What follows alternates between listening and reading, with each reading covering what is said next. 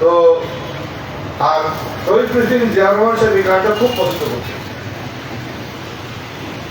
তো আপনারা জানেন আমাদের প্রধানমন্ত্রী তারেক রহমান সাহেব ওনার বাবার অনেক কিছু অনুকরণ করছেন রাজনৈতিক জীবনে, রাজনীতিতে।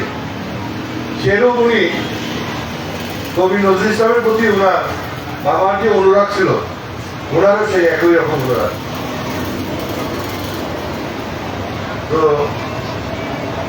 এটা খুব ভালো উদ্যোগ, যে মাঝখানে হয়তো অনেকে কবি নজরুল ইসলামকে বলে গিয়েছিল কিনা, কারণ আমাদের পাঠ্যপুস্তকে এই গত 15 বছরের স্বৈর শাসনে ভারতীয় প্রভাবে এমন একেবারে ছাড়খাড় করে দেওয়া হয়েছিল। কে ছিল কি কে ছিল না আমরা ঠিক জানি না।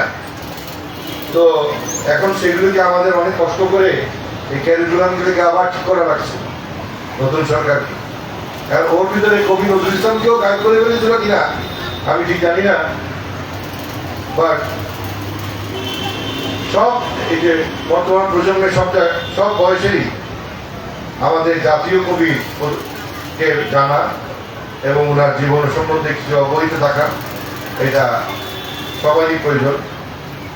তো সেই আলোকে এই 1 বছরের যে অনুষ্ঠানাদি ঘোষণা করা হয়েছে সেটা অত্যন্ত বাস্তবসম্মত সিদ্ধান্ত, এবং সেই ওনার ইয়েকে আবার জাগ্রত করার জন্য আমাদের শিল্পীরা সারা বাংলাদেশেই প্রত্যেক জেলাতেই আমাদের বিভিন্ন ধরনের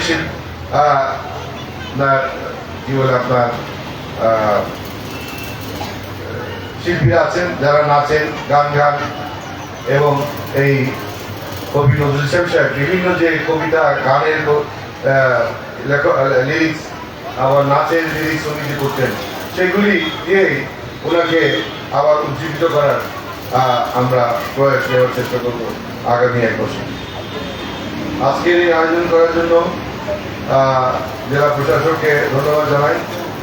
এবং এই যে কবি নজরুল দিদি সাহেব, কবি নজরুল ইসলাম সাহেবের অনুষ্ঠান দেখেন কেমন লোকজন আসে, মনে নেই, কিন্তু এখন যদি এটা রবীন্দ্র দিতেন আপনি টাকা দিতে পারতেন না। এর মানে হলো যে কবি নজরুল ইসলাম আমাদের অনেকের মন থেকে চলে গেছে মন থেকে, এটাকে আবার বিশেষ করে আবার এইভাবে অনুষ্ঠান করে আমরা আনার চেষ্টা করব, এবং সেই ব্যাপারে শিল্পকলা একাডেমিকে অগ্রণী ভূমিকা পালন করবেন আশা করি। সবাই আগতকে ধন্যবাদ জানাই।